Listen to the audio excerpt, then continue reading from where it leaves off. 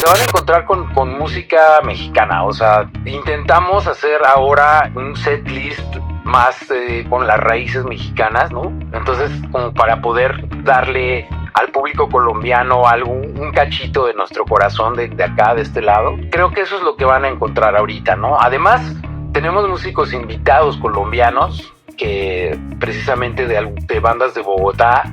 Entonces creo que eso va a ser una mezcla bien interesante y pues estamos muy emocionados porque creo que el público pues ojalá que lo reciba bien y si no pues nos echamos un tequila juntos, con chingados que no.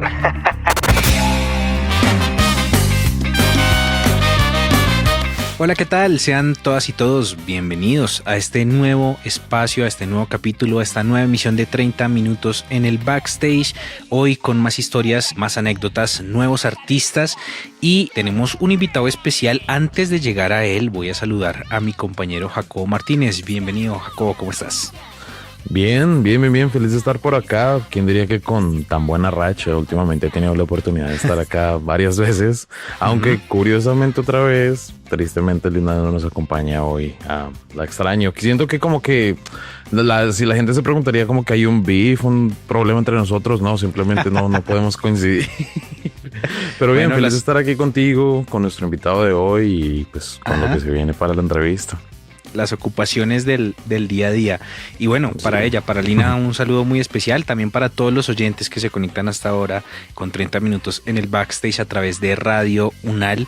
Y Jacob, bueno, pues tenemos un invitado especial y también es internacional. Ya muchos sabrán, estamos a portas muy cerca de uno de los grandes festivales que suceden en Colombia y bueno, específicamente en la ciudad de Bogotá, y me refiero a Rock al Parque.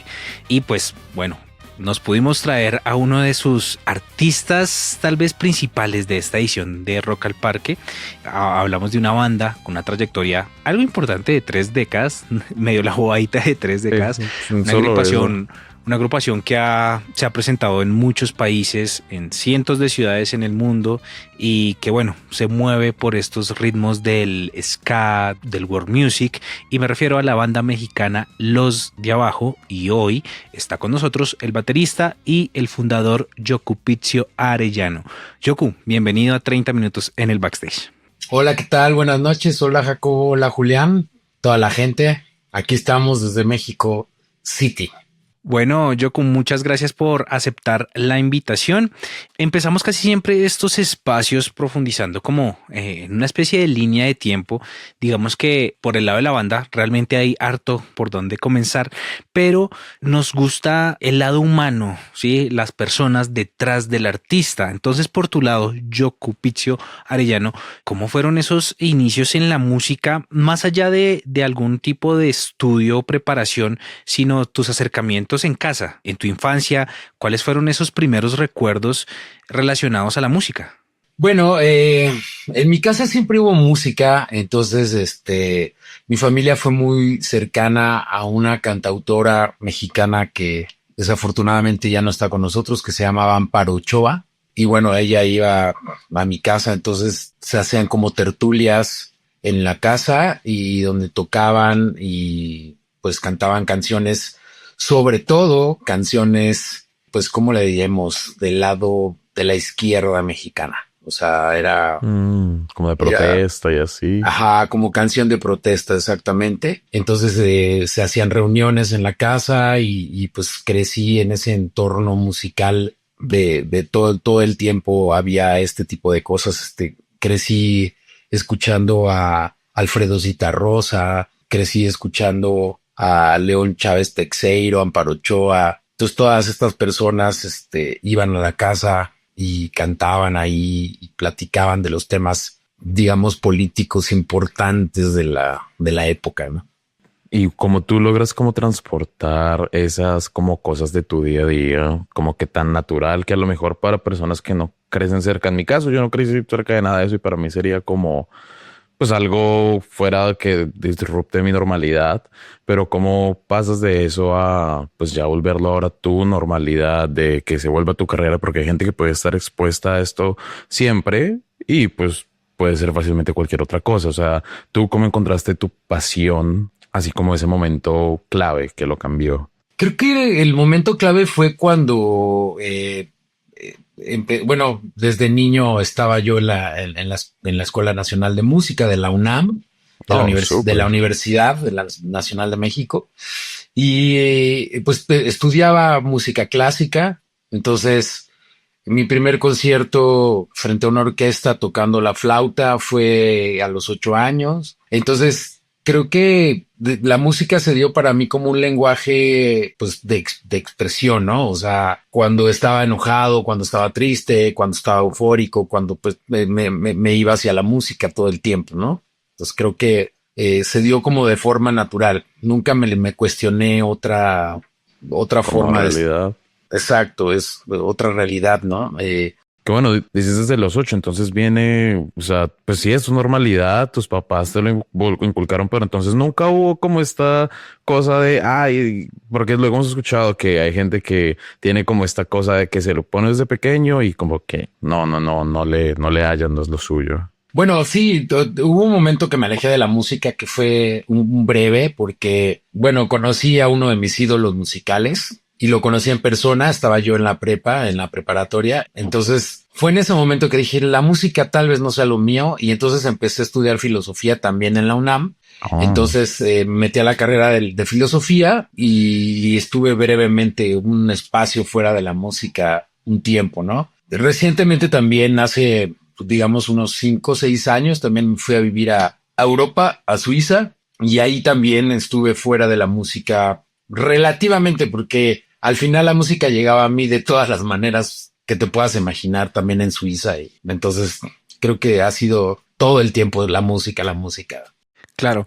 Bueno, ahora sí hablemos del génesis de ese inicio de Los de Abajo. ¿Cómo nace la agrupación? Cuéntanos cómo fue esa historia. Pues ya teníamos bandas, ya habíamos hecho algunas bandas, ¿no? Al principio, cuando estábamos chavitos, tocábamos pop, ¿no? Era como, todavía no se llamaba Los de Abajo.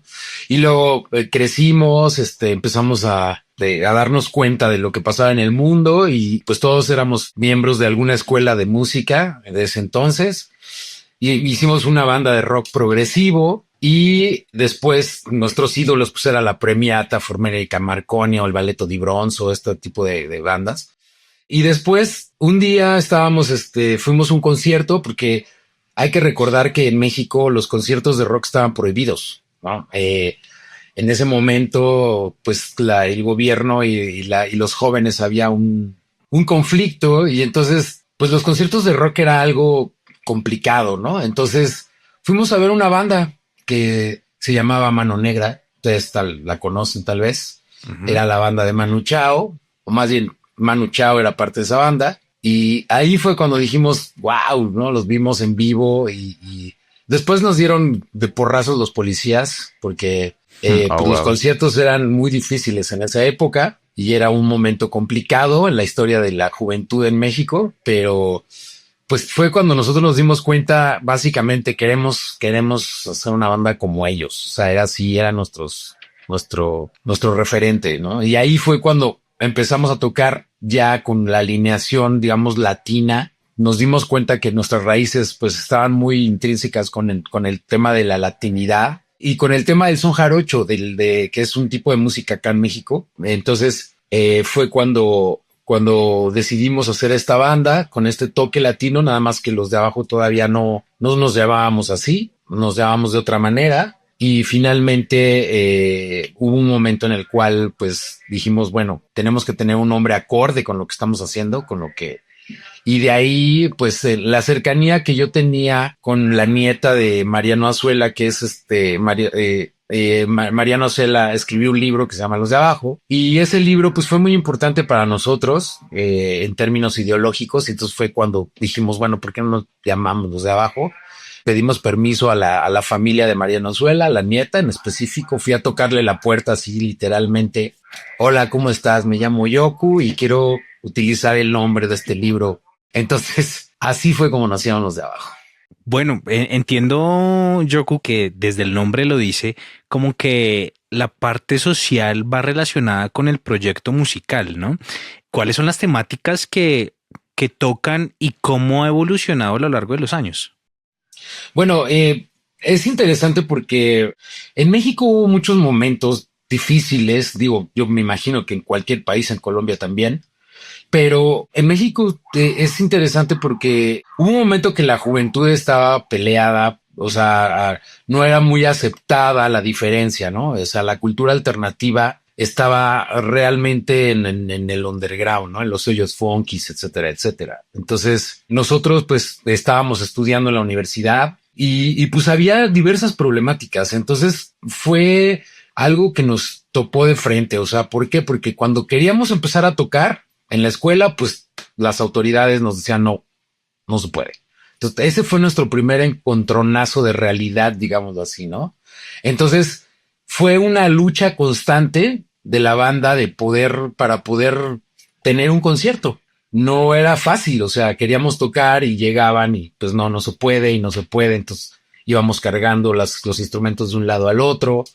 Entonces, creo que el tema social se dio obviamente naturalmente, ¿no? Al momento en cual la banda crea y quiere tocar en la calle o bueno, en los espacios públicos y entonces nos enfrentamos con una pared gubernamental que nos decía no lo pueden hacer, ¿no? Entonces creo que ahí empieza en el nacimiento. Además cabe señalar que nuestros padres eran también, digamos, estuvieron en el movimiento del 68 en México, que fue muy reprimido, hubo muertos, etcétera, etcétera. Entonces, pues veníamos con esa carga también ideológica de nuestros padres en la cual pues no era tan sencillo expresarse de una manera libre, ¿no? Entonces creo que dijimos, bueno, pues de aquí somos, pues ¿por qué nos vamos a callar lo que nosotros sentimos o lo que nosotros podemos hablar, ¿no? Entonces México vivía una dictadura, pues digamos, política, por así decirlo, económica, política. Entonces, pues para nosotros fue muy, muy natural que tuvimos que alzar la voz para poder expresarnos, ¿no? Claro, claro, claro. Contándonos todos estos como problemas desde el principio que hubo literalmente desde el gobierno de la realidad en la que estaban viviendo y ver cómo se ha mantenido todos estos años hasta, bueno, hasta ahorita vamos a hablar de lo que hoy viene dentro de poco, ahorita para el 22 y así aquí en Colombia, en Bogotá, pero cómo han cambiado las cosas que ya van para afuera y todo. Algo que me hace como pensar, o sea, que luego nos cuestionamos mucho y que hablamos de que las bandas son como matrimonio. ¿Cómo le han hecho para estar durante tanto tiempo juntos? ¿Cuál es el secreto? ¿Cómo funciona ahí la dinámica entre ustedes? Bueno, fíjate, de esa época ya no queda nadie más que yo. Ok. ¿No? 2 años después, 3 años después, entra Javier, el Apache, que él sí está en la banda todavía, el percusionista. Y hace 18 años, 17 años, entra Tania, la cantante. La banda tiene 33. Entonces, pues fue complicado. O sea, la banda ha tenido 3 momentos de cambio de integrantes, etcétera, etcétera, ¿no? O sea, hubo 3 momentos. El primer momento fue hace 17 años, que empezamos a girar tanto por Europa, sobre todo por Europa. Entonces eran giras tremendas, ¿no? Por ejemplo, hubo una que pues marcó ahí todo eso que dices, ¿no? Esa cercanía de la banda, en la cual en un mes tomamos 27 aviones, por ejemplo, en un mes. Entonces era una cosa brutal, ¿no? Claro. O sea, los aviones para mí es así como no. O sea, prefiero irme en barco, en lancha, güey. Pero el caso es que, digo, sobre todo después del 11 de septiembre, ¿no? O sea, Claro, como que claro. Sí, obvio. las cosas se pusieron difíciles en los aviones, pero bueno. Entonces sí ha sido difícil, o sea, ha sido toda digamos, una experiencia el poder convivir, estar cercanos, ¿no? Porque luego conocemos más a la banda que nuestras propias familias, convivimos más a veces entre la banda. Entonces recientemente hemos adquirido como una forma de estar, ¿no? ¿Sabes? O sea, como dinámicas que ya no se rompen fácilmente, ¿no? O sea, el respeto a las otras personas, ¿no? O sea, las cosas que pueden llegar a suceder con otras personas, los cambios de humor o de etcétera, etcétera. Pero al final lo que nos une, pues es la música. O sea, esa es lo que mantiene unida a la banda. Entonces hubo un momento hace 17 años en el cual, pues, como que dijimos, bueno, pues ya no vamos a continuar como existíamos. Y la gente en ese momento, no sé por qué, pero el público fue quien empezó a pedir más y más y más conciertos. Entonces, pues fue ahí cuando dijimos, bueno, pues si la gente lo está pidiendo, pues vamos a continuar y vamos a continuar y vamos a continuar. Y entonces llegamos hasta este punto, ¿no? En el cual ya pasaron 33 años. Como un pestañeo para algunos. Curiosamente, como el tiempo pasa rápido, ¿no? Exacto. Hablemos de música, Yoku, y a veces, así como se comparan y se dice que es que las canciones son como los hijos, y claro, se dice que no tener una canción favorita sobre otra, a veces es difícil, pero acá, digamos, nos gusta pensarlo más que favoritismo, tal vez la canción más personal, pensando. Pueden ser muchas razones por el contexto en que se dio, porque fue una historia que realmente sí la viví. Bueno, en el caso tuyo y del repertorio amplio de Los de Abajo, ¿cuál es esa canción más personal? Bueno, para mí creo que Dulce Justicia ha sido como la más ahorita, porque bueno, es difícil cuando hacen esa pregunta, porque siempre para mí la canción que más me gusta pues es la última, la más reciente. Ajá, ajá. Pero en términos personales, bueno, el disco Latin Ska Force en realidad fue un tema personal, ¿sabes? O sea, en ese momento la banda no quería hacer un disco de ska. En México había surgido toda esta vorágine o movimiento de la música de ska. Entonces, cuando empiezo a producir este disco, yo lo que tengo es un rotundo no de la banda en ese momento. Solamente precisamente Javier, el Apache y el trompetista de ese momento que vive en Holanda ahora, me dijeron, bueno, pues nosotros sí te ayudamos a hacer el disco. Y entonces comenzamos a hacer este disco y fue cuando se tornó más personal, ¿sabes? O sea, yo me dedico toda la vida me he dedicado a producir bandas, a producir música en el estudio, etcétera, etcétera. Entonces ahí fue cuando se dio esta conexión con lo personal, ¿no? O con temas más personales, ¿no? Porque los primeros dos discos hablaban de más como del contexto social y este disco de Latin Ska Force empezó a tener canciones pues más cercanas a lo que estábamos viviendo, digamos, no políticamente, sino a un pedo interiorista, ¿no? Claro, claro, ya es diferente. De hecho, en la tarde estoy escuchando así como toda la discografía y me está gustando mucho ese, está bien, bien padre. Bueno, hablando un poco ya que nos contaste de los primeros dos álbumes, del tercero, viajemos aquí ahora al presente con toda esta banda que ya llevas todo este rato, bueno, 17 o 33 años la banda, 17 más que todo con la banda actual. Quisieras que nos comentaras un poco cómo se siente entre ustedes como este se me hace curioso que ya han tureado por Europa por tantos lados y porque hasta ahorita están viniendo a Colombia por primera vez. Es la primera vez que vamos a Colombia y es interesante porque creo que México y Colombia tenemos una hermandad ahí musical, Bastante. ¿no? Que siempre nos ha llevado, por ejemplo, la cumbia acá en México, pues tú sabes que la cumbia en México es así, ya se impregnó hasta las venas por nuestro DNA, etcétera, etcétera.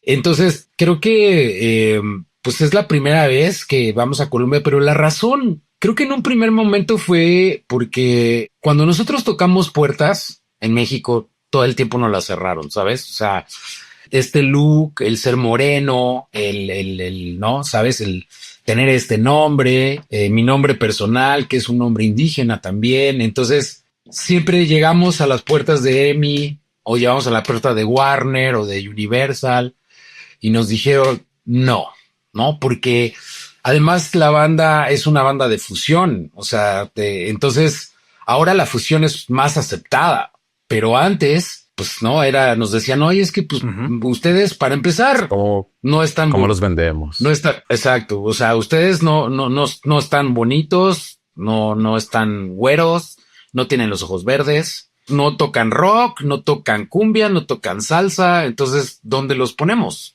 Y entonces, al cerrarnos las puertas, pues lo que hicimos fue buscar hacia el exterior. Entonces, yo estuve buscando y buscando y buscando y buscando la manera en cómo editar este primer disco. Y así fue como llegué a David Byrne, al ex cantante de los Talking Heads. Y entonces él, pues, fue una historia muy interesante porque yo mandé muchísimos demos a través del Gopher, que era el Gopher era como el email ahora, un poco así, era el primer internet. Y entonces nos lo acabó en Nueva York. La disquera de David Byrne nos dice, nos gusta su música, pero David Byrne me dice, bueno, pues me voy a ir de gira. Entonces, supongamos estábamos en febrero, algo así, y me dijo, y, claro, ¿cuándo regresas de gira? Pues regreso en noviembre, ¿no? Entonces, pues 2 días después estaba yo tocando la puerta de David Byrne en su casa, así de, hola, ¿cómo estás? Me llamo Yoko, soy con el que hablaste hace unos días y te traigo aquí todo mi disco para que lo y así escuches. fue como para que lo escuches. Entonces, pues así fue como realmente los de abajo empezamos a ir hacia Europa y hacia Estados Unidos. Y después empezó todo esto y paradójicamente nunca pudimos ir a América del Sur, jamás. Entonces, solo hemos ido a Chile. Después ya fue una cuestión comercial, ya cuando estábamos así, los managers nos decían, no, pues es que en América del Sur no hay dinero y no sé qué, y el dinero está en Europa y en Estados Unidos y bla, bla, bla, ¿no? Entonces, creo que Sí. se dieron muchas cosas para que no hayamos ido a América del Sur, ¿no? Ajá. Y en esta edición, yo entonces, bueno, ¿con qué se van a encontrar las personas en esta edición de Rock al Parque? Híjole, pues mira, yo creo que estamos haciendo un set muy mexicano. Se van a encontrar con música mexicana, o sea, definitivamente, ¿no? Intentamos hacer ahora un set list como más de este lado, más con las raíces mexicanas, ¿no? Entonces, como para poder darle al público colombiano un cachito de nuestro corazón de acá, de este lado.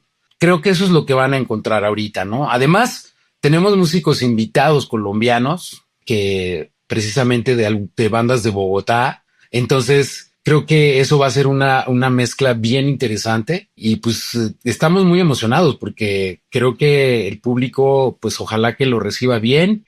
Y si no, pues nos echamos un tequila juntos, como chingados que no. Órale. Exacto. Bueno, Yoku, pues ya se nos acaba el tiempo. Te dejamos los micrófonos abiertos para que le hagas precisamente la invitación a todos los oyentes para que se agenden este fin de semana y exactamente qué día, qué hora, en qué escenario van a estar. Claro que sí. Yo soy Yoku de los de abajo y quiero invitar a toda la gente de Colombia a que se la pasen chingón el domingo 22 de junio en el Rock al Parque en Bogotá. Vamos a estar a las 6:15 de la tarde en el escenario Plaza. Y bueno, pues una invitación a todos los colombianos a que prueben un cachito de México y pues a decir arriba a Colombia y arriba a México juntos el domingo 22. Así es, bueno, así es la invitación para todos los oyentes. Yoku, de nuevo, muchas gracias por acompañarnos aquí en 30 minutos en el backstage. Recordémosle a la audiencia cómo aparecen en redes sociales, en plataformas digitales, que hace poco más o menos hubo un lanzamiento también, entonces también para que lo vayan y lo escuchen. Claro que sí. Bueno, en las redes sociales estamos en Instagram como Los de Abajo MX, en Facebook como Los de Abajo de Band, la banda como la banda en inglés. Uh-huh. Estamos también en TikTok como Los de Abajo de Band también. Y pues bueno, en YouTube también estamos como Los de Abajo de Band.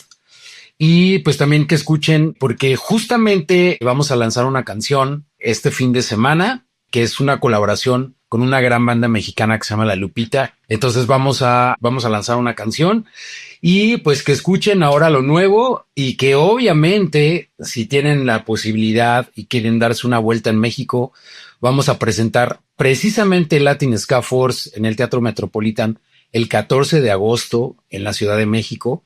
Un disco que nunca se presentó en vivo hasta 23 años después. Entonces, bueno, aquí estamos Los de Abajo presentes domingo 22. Ya era hora de esa presentación.